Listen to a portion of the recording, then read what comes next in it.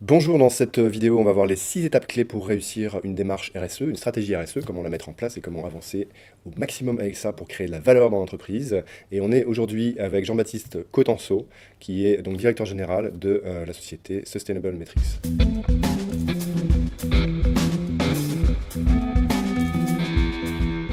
Juste avant ça, je vous invite à vous inscrire à la newsletter pour avoir toutes les nouvelles associées au projet et bien sûr suivre aussi les prochaines interviews. Inscrivez-vous aussi à la chaîne pour ne rien rater et pour les voir avant les autres.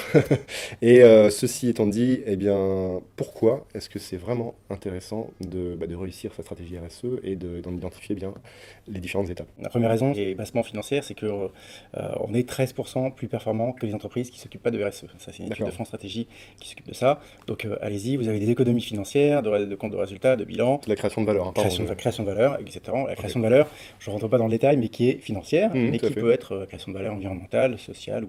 La création de valeur, elle peut être multidimensionnelle. D'accord. La deuxième raison, c'est une question de réputation ou d'image. Ouais. On doit s'en occuper si on veut attirer les jeunes talents. Il y a une demande là-dessus. Il y a une demande des jeunes talents qui sont alors des jeunes ingénieurs qui cherchent du boulot, Ouais. des consommateurs, des clients, des fournisseurs. Les grandes entreprises, sur le sujet réputation-image, sont plus touchées par les ONG ou les agences de notation extra-financières qui vont les enquiquiner pour qu'elles agissent D'accord. un peu plus loin. Donc, première raison, performance. Deuxième, création de valeur. Deuxième, image. Et la troisième, c'est que ça vous fait faire des bons choix. Parce que s'occuper en tout cas de responsabilité sociétale comme un projet d'entreprise, ou en tout cas l'intégrer dans votre projet d'entreprise, la question c'est faire les bons choix, allouer des bons budgets, demander aux directions de s'occuper de certaines thématiques et de s'investir.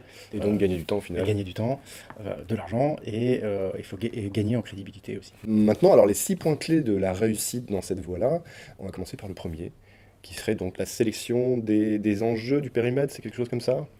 Oui, comme la responsabilité sociétale d'entreprise est très vaste et très transversale, ça touche beaucoup de sujets.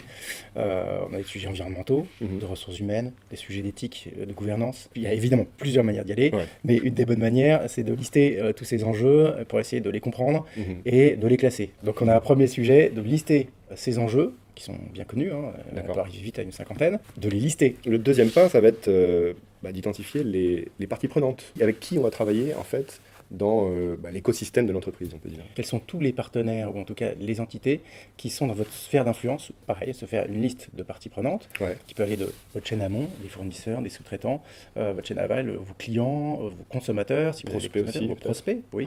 Le territoire, vous travaillez avec Pôle emploi, avec des agences d'intérim, et les collaborateurs évidemment. Donc il faut faire son petit mapping. Au moins on sait qu'on a des parties prenantes qui sont clés, on les identifie en disant il va falloir que je les inclue dans ma démarche sociétale, parce que je ne peux pas m'en passer pour mon business déjà. Alors d'un côté, donc, on a les enjeux qui sont listés pour l'instant, on a les parties prenantes, et on commence à avoir un périmètre qui se dessine. On arrive à la troisième étape. Cette étape-là, l'étape 3, l'étape clé, pour aller consulter sous forme de sondage, d'interview, pour aller demander à vos clients ou vos consommateurs qu'est-ce qu'ils attendent comme progrès à engager par votre entreprise.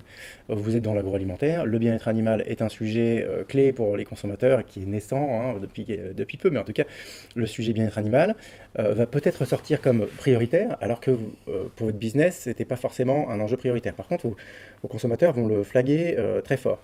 Alors que ça n'est pas du tout pour une autre société qui serait votre voisine, ou vous-même si vous n'êtes pas dans l'élevage ou dans la transformation agroalimentaire. Mais exactement. Le tout étant de faire remonter les problèmes et les attentes, parce qu'on peut aussi découvrir des problèmes dont on n'avait pas forcément conscience. Entre le bien-être au travail et le maintien ou la gestion de la biodiversité, comment choisir entre l'un et l'autre? Est-ce qu'il faut vraiment choisir? Où sont-ils? Et donc là, on a besoin de consulter des parties prenantes qui disent, non, vous, à l'heure actuelle, vous avez besoin de travailler sur la biodiversité parce que... c'est nettement plus attendu que... Nettement plus attendu. Donc l'idée, c'est vraiment de mesurer les choses pour avoir une priorisation précise. On a un quatrième point donc, qui va constituer à faire la synthèse de tout ça. Oui, alors, ce qu'on vient de décrire là, on appelle ça la matrice de matérialité ou l'analyse de matérialité. La matérialité étant qu'on va regarder que ce qui compte. Si on vous parle de matérialité, c'est lister les enjeux, les mettre dans un radar ou en tout cas dans une cartographie de priorisation. Un des éléments qui va permettre, donc une fois qu'on a fait la synthèse, c'est ce qu'on disait tout à l'heure, on a des enjeux qui ressortent. Et la synthèse, ça va être l'étape, en tout cas, de validation par la direction de ces enjeux sur lesquels il va falloir s'engager à progresser. Et qui dit validation dit mise en route. La mise en route, en fait, il faut des personnes qui vont suivre le projet, qui vont, D'accord. en tout cas, pas suivre, mais qui vont s'engager à transformer leur façon de faire, leur fonctionnement, ou même à réaliser quelques actions qu'on aura identifiées. Donc là-dessus, c'est nommer Donc, un responsable. Voilà, donc il faut soit nommer un responsable RSE, Ouais. puisqu'on a vraiment envie de marquer le coup, Ouais. soit on le gère de façon plus collective, et on a des points de rendez-vous, des comités RSE, mais on va retrouver le directeur des ressources humaines, le directeur financier, le directeur des moyens généraux, la direction générale, la direction commerciale et communication, enfin toutes les directions clés. Donc une fois qu'on a fait cette 5e étape de validation de direction et de mise en route du projet, finalement, on a tout ce qu'il faut pour commencer vraiment à transformer les choses petit à petit, pas à pas. Vous suivez des indicateurs de performance, et on en a besoin pour deux raisons, c'est qu'on a besoin pour piloter, pour savoir où on en est, Ouais. on a besoin pour savoir si on a réussi à atteindre nos objectifs. Donc vous avez votre indicateur, et après vous avez des actions avec un calendrier. Et puis il peut y avoir des récompenses du coup sur le trajet quand on réussit finalement ces étapes.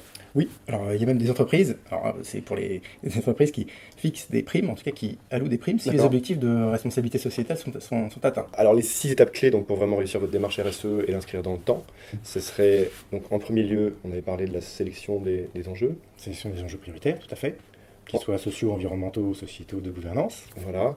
Ensuite, on était arrivé à l'identification des parties prenantes que l'on veut intégrer finalement dans ce projet. C'est ça. La consultation de ces parties prenantes pour là identifier cette fois les problèmes ou les gains éventuellement à faire dans cette démarche. Mhm. La synthèse pour prioriser tout ça avant de présenter en comité de direction pour valider et ensuite passer à l'étape projet finalement. C'est ça.